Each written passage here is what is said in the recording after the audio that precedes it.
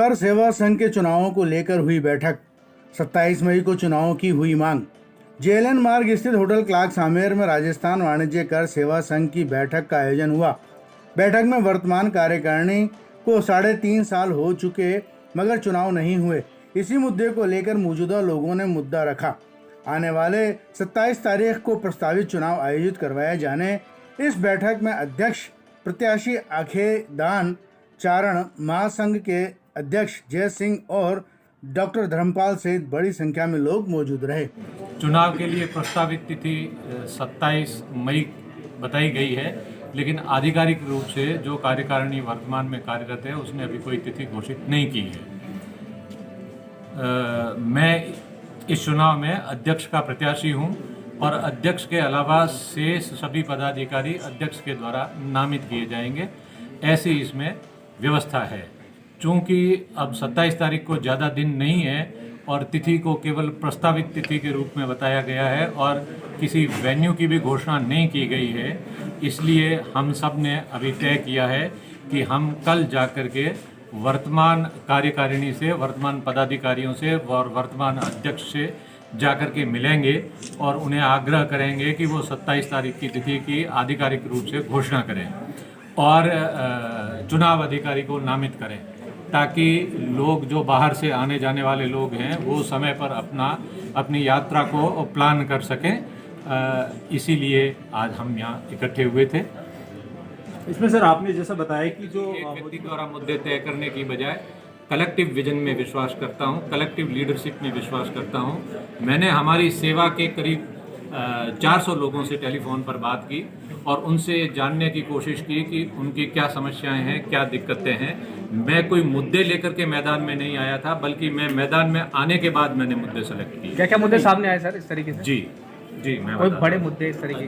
जी हमारा सबसे प्रमुख मुद्दा ये है कि हमारे यहाँ जो एंट्री का लेवल होता है उसे तकनीकी रूप से सहायक वाणिज्य कर अधिकारी कहा जाता है। उसका सेवा के नियमों में ये नाम है, लेकिन जीएसटी में उससे असिस्टेंट कमिश्नर का काम करवाया जाता है। हमारी सबसे पहली समस्या ये है कि हमारे एसीटीओ को काम असिस्टेंट कमिश्नर का करवाया जाता है, लेकिन उसको नाम एसीटीओ ही दिया गया है और उसको वेतनमान और अन्य परिलाभ भी एसीटीओ के जैसे ही दिए जाते हैं, एसी की तरह नहीं दिए जाते। हमारे एट पार जिन व्यापारियों पर हमारा क्षेत्राधिकार है, जिन व्यापारियों पर हमारा एसीटीओ कार्रवाई करता है, वैसी समान कार्रवाई केंद्रीय कर विभाग में जो एसी का अधिकारी करता है, वैसी की वैसी कार्रवाई हमारा एसी करता है। लेकिन हमारे एसी को न तो वो वेतनमान दिया गया है, न वैसे पदनाम दिए गए हैं। पदनाम सिर्फ इसलिए दिए गए हैं कि जब आप नोटिस जारी करें या आदेश जारी करें तो आप एसी के रूप में आदेश जारी करें, लेकिन उसको एसी सेवा नियमों में घोषित नहीं किया गया है। ये एक विसंगति भी है, इसके लिटिगेशन में भी कुछ प्रभाव हो सकते हैं। तो हमारी सबसे बड़ी मांग ये होगी कि हमारे अधिकारियों के पदनाम, जैसे कि राजस्थान वस्तु एवं सेवा कर अधिनियम, राजस्थान जीएसटी एक्ट में जो हमको काम करने के लिए दिया गया है, जिन पदों पर काम करने के लिए हमें अपेक्षा की जाती है, वैसे ही पदनाम हमें हमारे सेवा नियमों में भी संशोधन करके दिए जाएं। इस बारे में राजस्थान के अलावा और कौन कौन से पद है? सीटीओ भी है, दूसरे और भी पद हैं, और कौन कौन से पद इस प्रकार से हैं?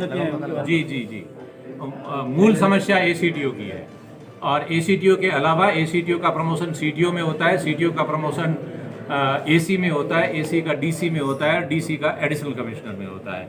ये ढांचा सेवा नियमों में है, जबकि हमसे काम एसीटीओ से एसी का करवाया जा रहा है, सीटीओ से डीसी का करवाया जा रहा है, एसी से ज्वाइंट कमिश्नर का करवाया जा रहा है, डीसी से एडिशनल कमिश्नर का करवाया जा रहा है और एडिशनल कमिश्नर से स्पेशल कमिश्नर का काम करवाया जा रहा है।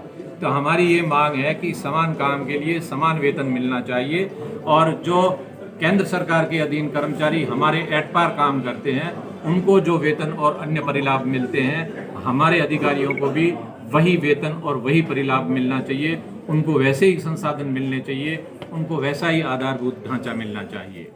मैं जैसे राजस्थान वाणिज्य कर सेवा महासंघ का अध्यक्ष और पिछले 3.5 साल से आप मुझे कवर करते आ रहे हो। आज यहाँ आप पधारे, इसके लिए आप सबका आभार, अभिनंदन, स्वागत। और 3.5 साल बाद अब चुनाव होने जा रहा है और वो भी डेट अभी एक टेंटेटिव डेट है। अगर लीगल पोजीशन देखा जाए तो आज की स्थिति में ना कोई अध्यक्ष है, ना कोई कार्यकारिणी है, क्योंकि 3 साल का कार्यकाल है वो 22 दिसंबर को पूरा हो चुका। उसके बाद में इन्होंने 2 महीने का एक्सटेंशन एग्जीक्यूटिव बॉडी से लिया था और एग्जीक्यूटिव बॉडी एक्सटेंशन देने के लिए अधिकृत नहीं है। जीबीएम ही आगे कार्यकाल बढ़ा सकती है और जीबीएम को उन्होंने बुलाया। इसलिए आज की स्थिति में ना तो कोई कार्यकारिणी वाणिज्य कर विभाग में काम कर रही है और ना ही लीगली कोई अध्यक्ष है। आज जो हम यहाँ इकट्ठे हुए हैं उसका पहला कारण आपको बता दिया आदरणीय चारण साहब ने कि हम चुनाव करवाना चाहते हैं, जिससे कि एक अधिकृत कार्यकारिणी आए और विभाग की जो प्रमुख मुद्दे हैं उनको आगे बढ़ाएं। सर, आपके समर्थन के आधार क्या है? हमारे समर्थन के आधार ये हैं कि महासंघ के जो कोर इश्यूज थे जिनको लेके महासंघ का गठन हुआ था, चाहे वो ग्रेड पे है, इंफ्रास्ट्रक्चर है, जीएसटी क्लब है और भी बहुत सारे मुद्दे थे। रिस्ट्रक्चरिंग का जो रिस्ट्रक्चरिंग इन्होंने की थी, जिसके ऊपर बहुत बड़ा आंदोलन हुआ था और आप लोगों ने सब कवर किया था वो। तो एक पुनः एक रिस्ट्रक्चरिंग की आवश्यकता विभाग में आगे आन पड़ी है कि इन्होंने अतिशय केंद्रीकरण विभाग का कर दिया है। सारा इन्फोर्समेंट जयपुर में ला के बैठा दिया, ऑडिट जयपुर में ला के बैठा दी। ये सारी चीज़ें आपको पता है।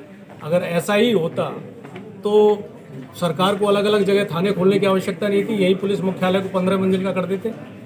लेकिन बहुत ही अविवेकी तरीके से केंद्रीकरण किया गया है, तो उसके लिए एक नई रिस्ट्रक्चरिंग की आवश्यकता है और वो हमारे सारे इशू हैं वो आदरणीय चारण साहब ने अपने एजेंडे में लिए हैं और इसीलिए हम इनका समर्थन कर रहे हैं और इनको यज्ञदान चारण साहब एक बहुत ही अच्छे नेतृत्वकर्ता और सबको साथ लेके चलने वाले हैं।